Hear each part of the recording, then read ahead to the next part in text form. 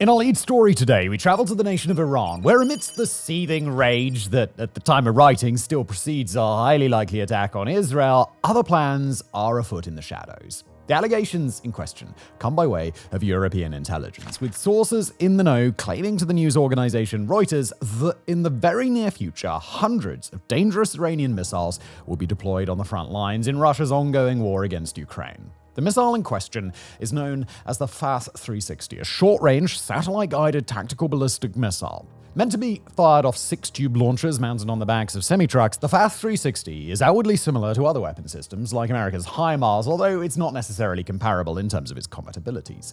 First unveiled in 2020, the FATH-360 is a satellite-guided system, with each missile capable of carrying a 150-kilogram or 330-pound warhead in a ballistic arc. Using satellite data to home in on their targets, the missiles can purportedly strike at 4 times the speed of sound over a range of anywhere from 30 to 120 kilometers, that's 19 to 75 miles. Their combat use history is unclear if they've actually been deployed in combat at all, but at least on paper, they're a highly precise munition that can turn the tide of frontline battles while operating well away from the danger themselves. But according to those European intelligence sources we mentioned before, the FATH-360 is about to be inaugurated into its combat role thousands of kilometers away from the place that it was conceived. At the time of writing, dozens of military personnel are alleged to be training on Iranian soil, learning to use the FATH-360 in advance of their delivery to the Russian Ministry of Defense. Hundreds of the missiles are believed to be earmarked for Moscow per a contract that was supposedly signed in Iran's capital city, Tehran, on December the 13th of last year.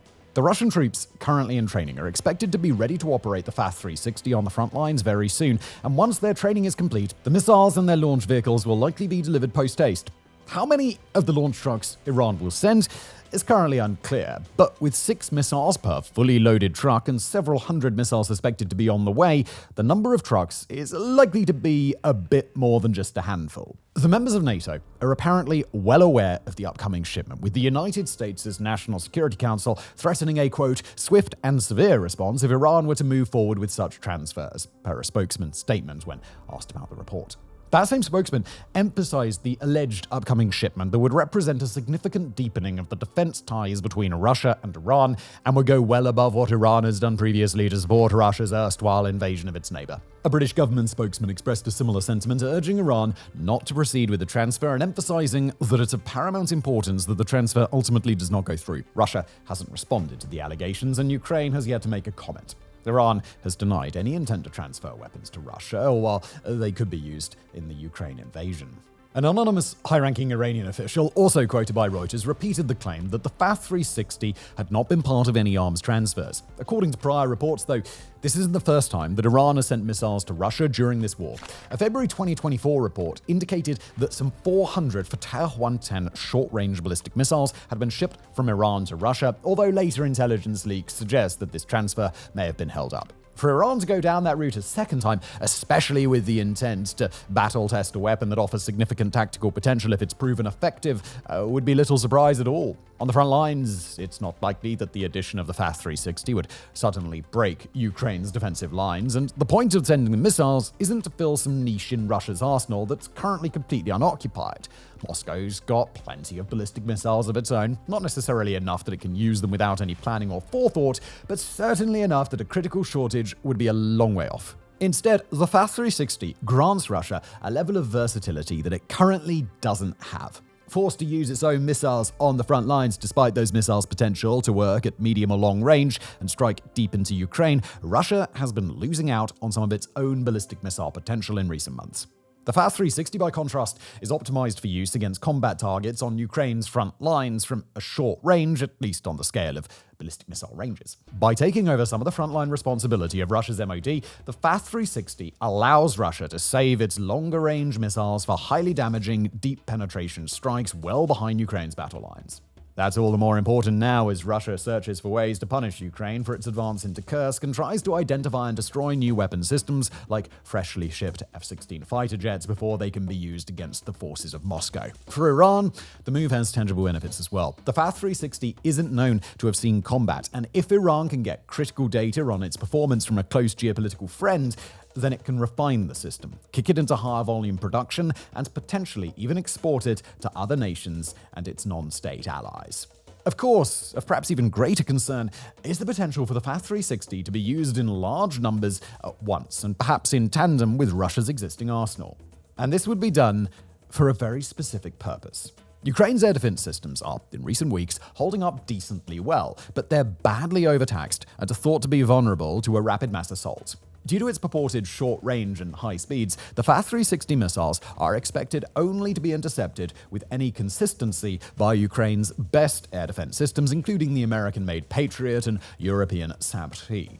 Depending on what Russia wants to achieve, a mass launch of FAT-360s could occupy those systems and allow more dangerous, longer-range Russian missiles to slip through much easier in order to attack targets away from the front. Or perhaps, most devastating of all, a concentrated barrage of FAT-360s could overwhelm these systems so badly that they're unable to stop the missiles from destroying the defense systems themselves.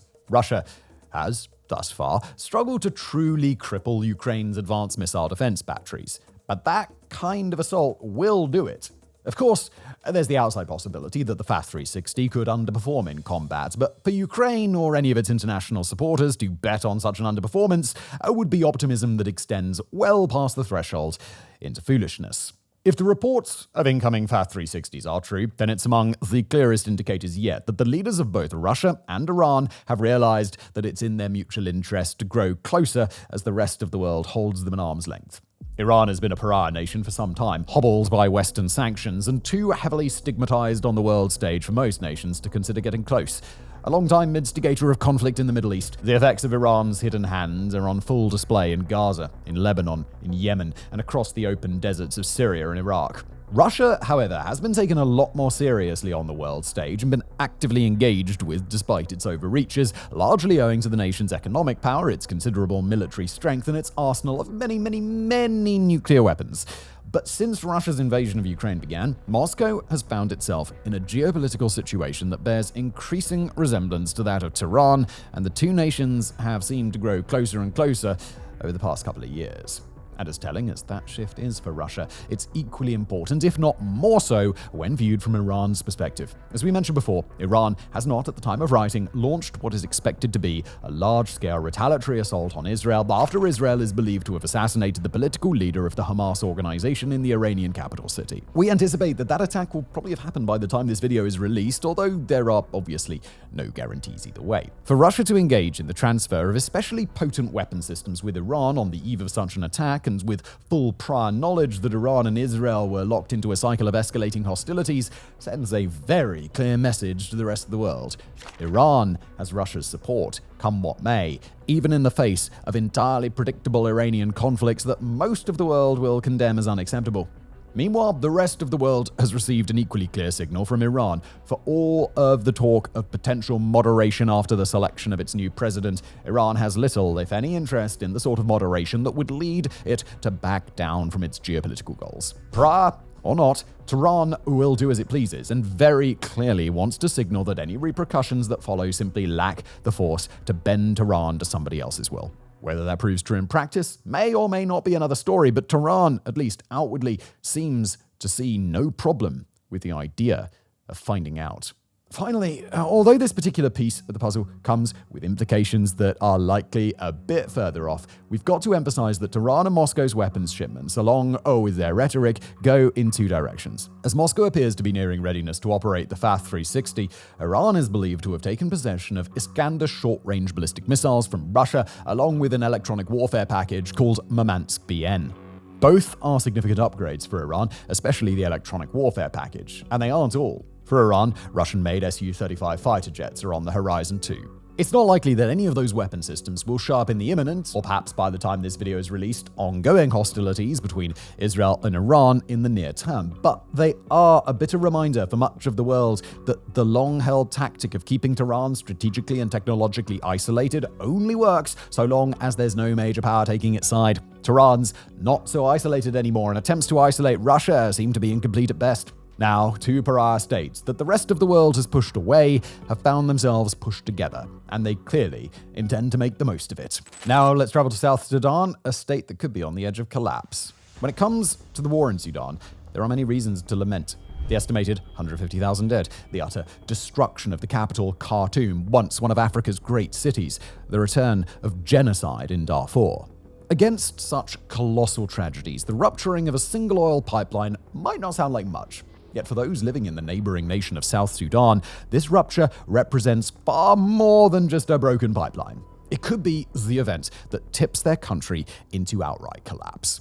South Sudan, you see, is hugely dependent on oil exports. How dependent? Well, so much so that Bloomberg estimates they account for 90% of state revenues. More importantly, the money oil generates sits at the heart of the nation's peculiar system of governance, a system in which President Salva Kiir essentially uses patronage to bribe different power centers into keeping an uneasy peace. As Crisis Group has written, oil is the glue that holds South Sudan's rivalrous political elites together. Well, that glue is starting to dry up. Back in February, pumping stations along the Petrodar pipeline, which brings oil from South Sudan's Upper Nile state to a Red Sea port in Sudan, ran out of diesel. As Crisis Group explains, the pumping stations, quote, keep the waxy dar blend of crude sufficiently heated to prevent it from congealing into an asphalt-like substance. Without diesel, the stations shut down. The oil congealed and the pipeline ruptured, spilling across the desert. From that moment on, South Sudan has been plunged into crisis. And this is where the conflict in Sudan comes in. The Petrodar pipeline, you see, runs across a region of Sudan near the front line of the civil war. While the area is under control of the rapid support forces, fighting is still so intense that it is impossible to get technicians out there to fix the pipeline, a process that would, to quote Crisis Group again, require months of complex repairs that must be made amid active combat. As a result, the Petrodar pipeline has been out of use for almost half a year now. Half a year in which South Sudan has had to rely entirely on the still operational Greater Nile pipeline for its exports. In crude terms, that has meant Juba exporting a mere third of what it's normally capable of. The knock-on effects of this sudden decline in revenue are visible all over the nation. In a recent piece, AP News traveled to the capital of Juba to assess the impact. They found a city paralyzed by strikers, one in which the security forces now haven't been paid in 9 months. As regional expert Cameron Hudson wrote on Twitter, nothing good can possibly come from not paying the army in a country like South Sudan. Hudson was referring to the country's reputation for instability and violence. From 2013 to 2018, with flare-ups that continued for another 2 years, the nation was rocked by a civil war that killed around 400,000 people from a total population of 11 million. Arguably, the root cause of this brutal conflict was a loss of oil money during a payment fees dispute with Sudan in 2012. In a fascinating article in African Affairs, researcher Alex Duval argued that this revenue slump meant the old patronage networks collapsed. With no incentive to play nice, the elites turned to war to line their pockets instead. Although the war has since ended, the countryside continues to be plagued by murders, kidnappings, and small-scale conflicts fought between tribes. In the words of The Economist, quoting, "Violence is part of life's backdrop." The fear now is that the state's inability to pay its security forces will lead to a further breakdown in law and order. Back when the pipeline first ruptured, Al Jazeera interviewed local activist Edmund Yakani, quoting, he noted that South Sudan already has pockets of armed violence, which could be exacerbated if economic conditions worsen for local communities. That could force more people to pick up weapons and participate in a war economy. The quote ends. A more apocalyptic take came from the head of the Parliamentary Subcommittee on Petroleum, Boutros Magar, who warns, with the loss of the majority of our national income, we face the grim prospect of a humanitarian disaster, political instability, and security unrest in our already fragile state. Now, to be clear, the ruptured pipeline isn't the sole source of economic misery here. South Sudan is spectacularly corrupt. When the economy slumped in 2012, Qatar National Bank and South Africa's CFC Stanbic opened emergency lines of credit to the tune of $1 billion. Deutsche Welle reports that all of it went into the pockets of the elites. To quote, the report claims that funds to the tune of around $1 billion disappeared into a maze of international shell companies that never provided any goods or services, leaving people to die as hospitals were gutted of medicine and neonatal ward generators went cold. And then there's inflation, which has surged to 35%. The cost of staple foods like maize flour have increased by a factor of 5. This is in a country in which 75% of the population is thought to live in dire poverty. Now imagine you're a low-level soldier or a police officer amid all of this, one who hasn't received their salary in 9 long months. Would you be willing to risk your life to keep the peace, or would you quietly slip away to find paying work? It's a question that more and more of the nation's security forces are likely to ask themselves in the coming months, especially if the rainy season brings with it the expected surge in poverty and violence. Running from April to November, South Sudan's rainy season often leaves entire communities cut off and struggling to find food. This year, though, it's forecast to be particularly bad. Over 1,200 kilometers to the south, heavy rains have already sent water levels in the Lake Victoria basin surging to record levels. As The Guardian explains, it takes 3 months for water from Africa's largest lake, one source of the Nile, to reach South Sudan. Combined with heavy rains forecast over South Sudan itself, experts predict that the nation could be hit by calamitous floods across September, October, and November. By some reckonings, the disaster could create the worst flooding in the region in over 6 decades. This is a problem not just for humanitarian reasons, but because when disaster strikes South Sudan, violence usually follows. When severe flooding last hit in 2021, Equatoria region saw conflict erupt between displaced herders and those who still had access to dry land. This, then, is the perfect storm facing Sudan. A collapse in the nation's sole significant industry, combined with a large-scale natural disaster at a time when all but a handful of elites are suffering a miserable economic downturn. Against such a dark backdrop, renewed conflict, either in the form of armed violence in the countryside or elite factions turning on one another, seems more and more likely.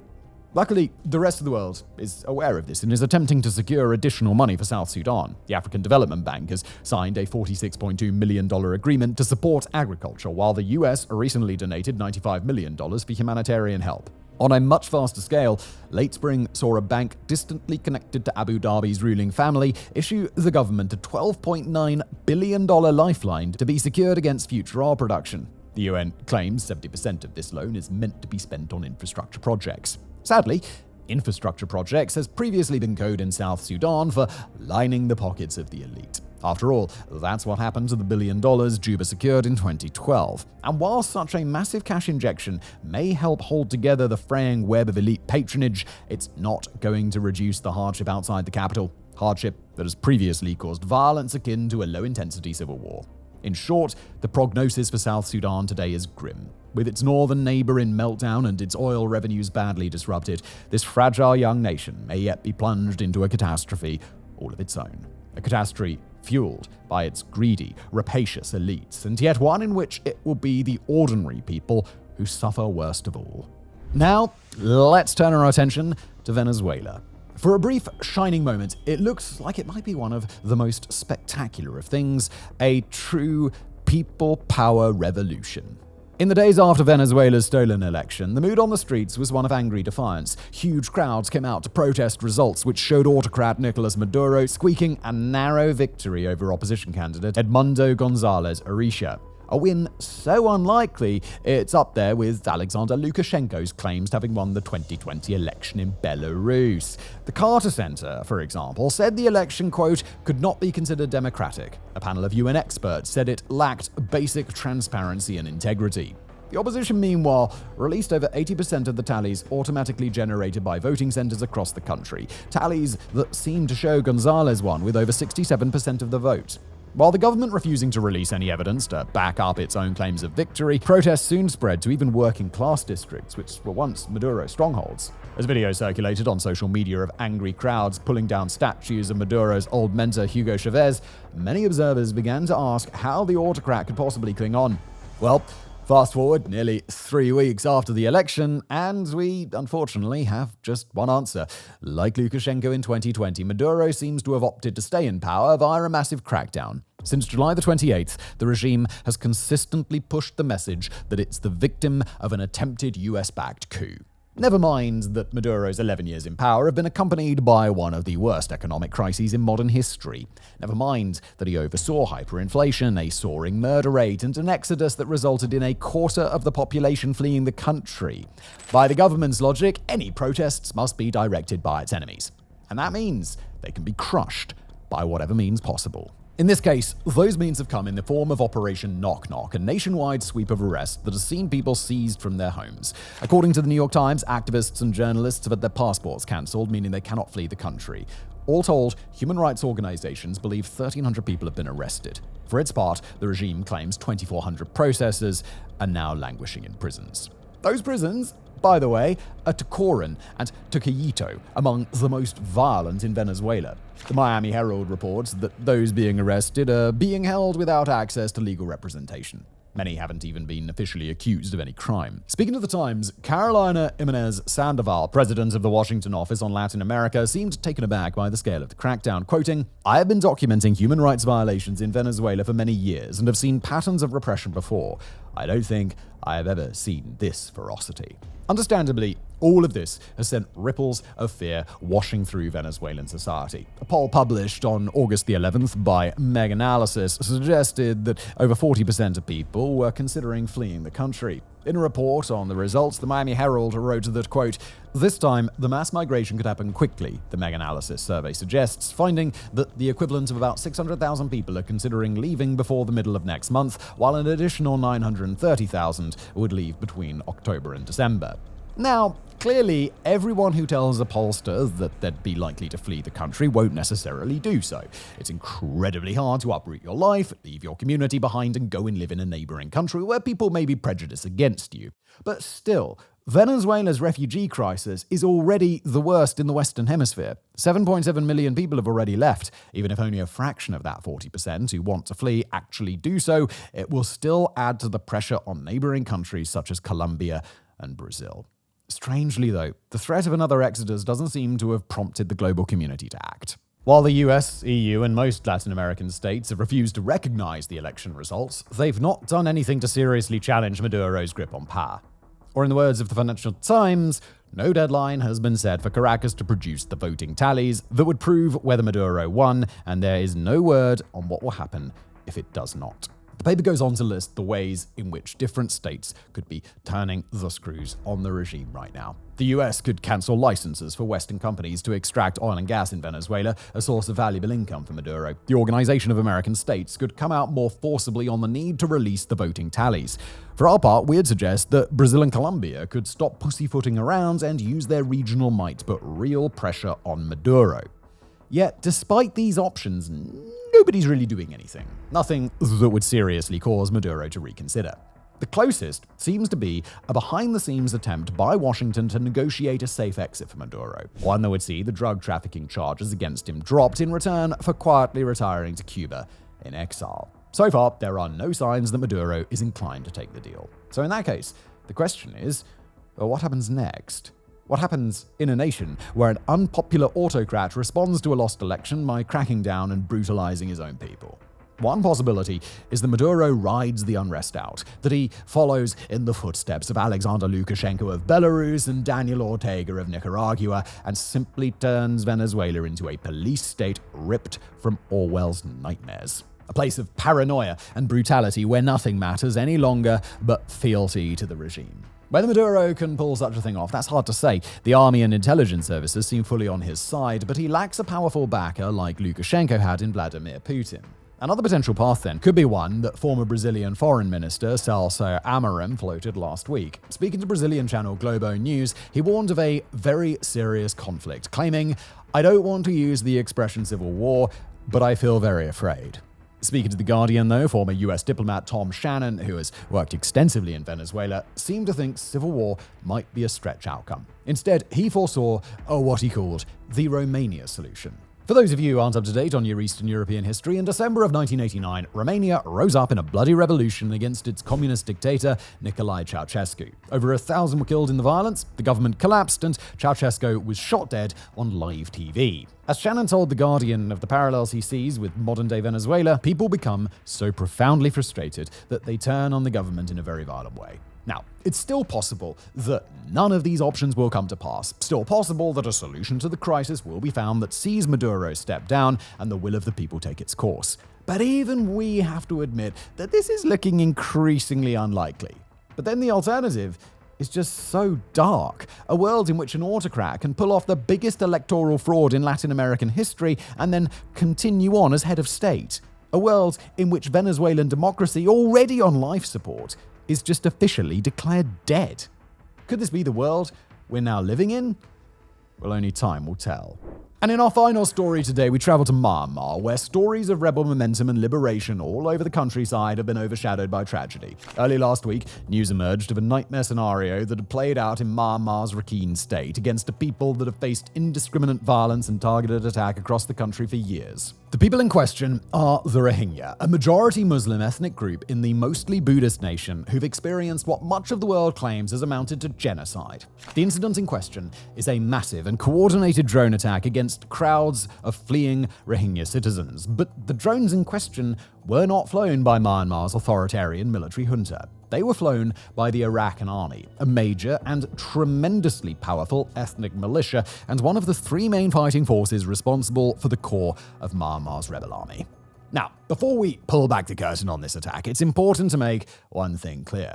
Myanmar's civil war has been a mainstay here on the Situation Room, and in fact, we kicked off this very series just 1 week after the start of Operation 1027, the major offensive push that the Iraqi army and their two main allies in Myanmar launched in hopes of toppling the government. This is a conflict we've watched evolving in real time and where we've taken care to highlight the complex and ethnically stratified nature of the conflict in addition to the story of freedom fighters battling an oppressive regime. But lest anybody think that this conflict or any conflict in the world is so simple as a heroic rebel alliance fighting back against an evil empire, then we hope that this particular story goes some way to disabusing our viewers of that notion. This is war. There are no flawless good guys, and everybody's capable of very quickly becoming the bad guy.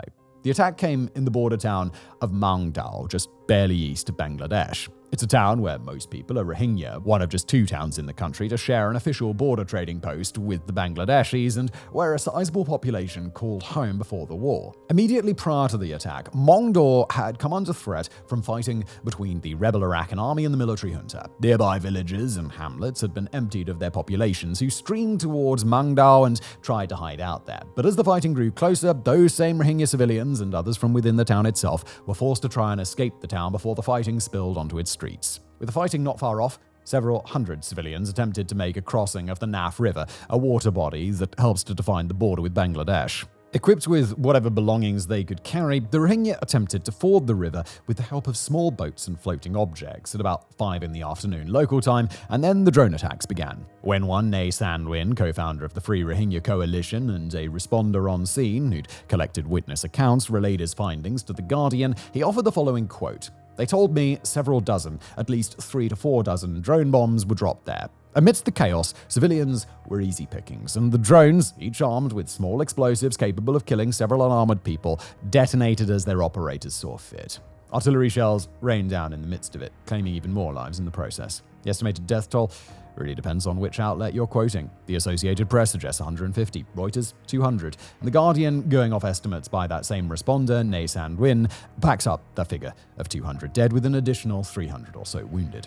Survivors described dozens lying dead on the riverbanks, along with others who still clung to life despite their wounds, but received no assistance from civilians desperately fleeing for their lives. Gory videos circulated after the fact depicting the same, and Doctors Without Borders has attested that its personnel treated nearly 40 people, including about 15 women and children, for mortar injuries, as well as gunshot wounds. In the immediate aftermath of the strike, both of the groups fighting on scene attempted to point the finger at each other.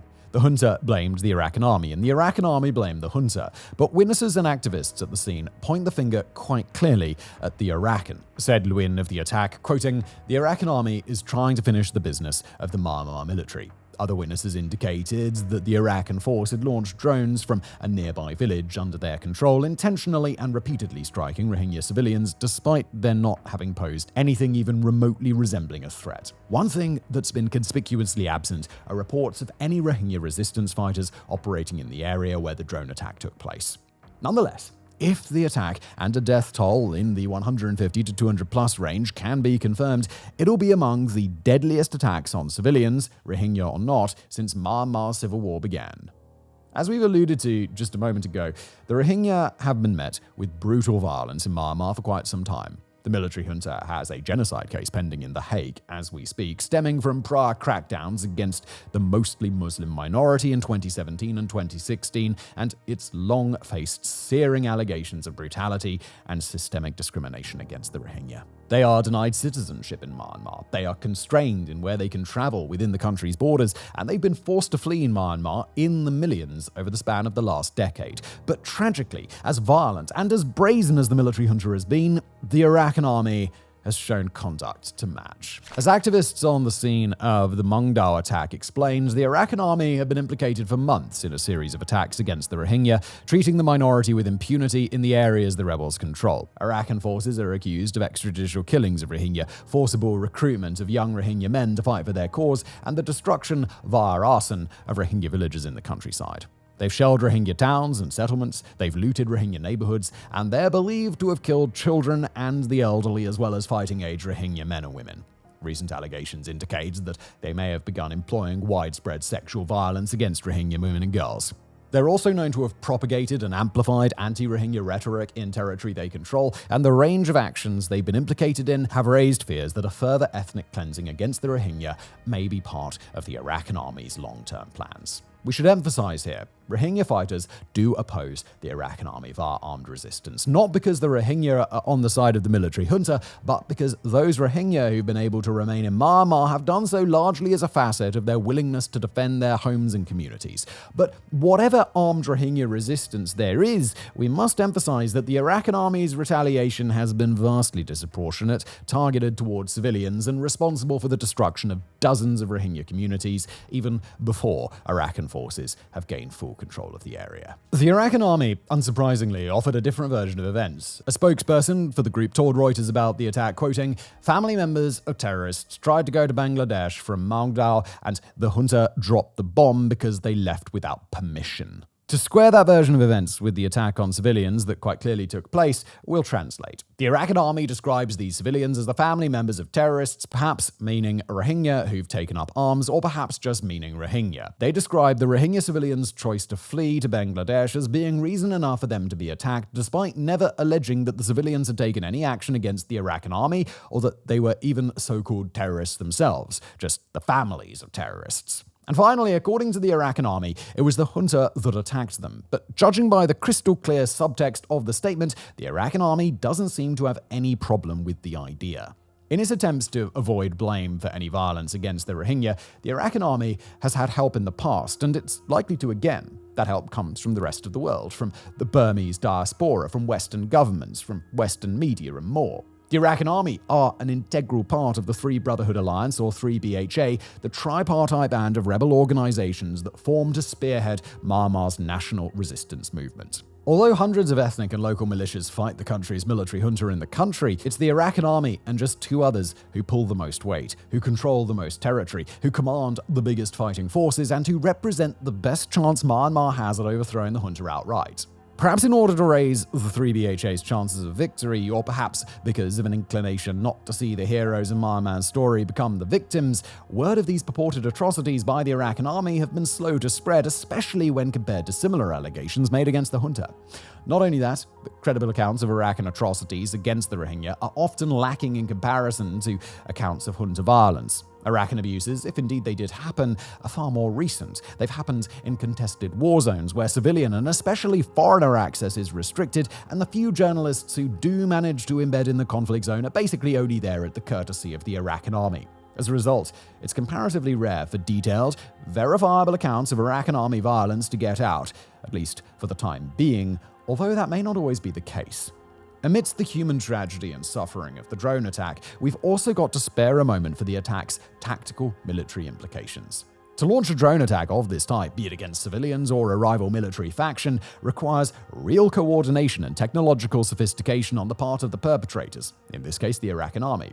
Rebel drone squadrons have proven able to make a difference in Myanmar's civil conflict before, relying on cheap, easy-to-maintain, easy-to-fly consumer drones that can carry small explosives and incendiary devices. They've been observed flying in a coordinated way since early 2024, and in one particular attack in April of this year, anti-junta forces used over a dozen fixed-wing drones to coordinate an assault on the junta's power base in the city of Nay Pyi. But for those same tactics to be used in an attack like the one on the Rohingya shows just how fundamental the drones have become to the nationwide resistance.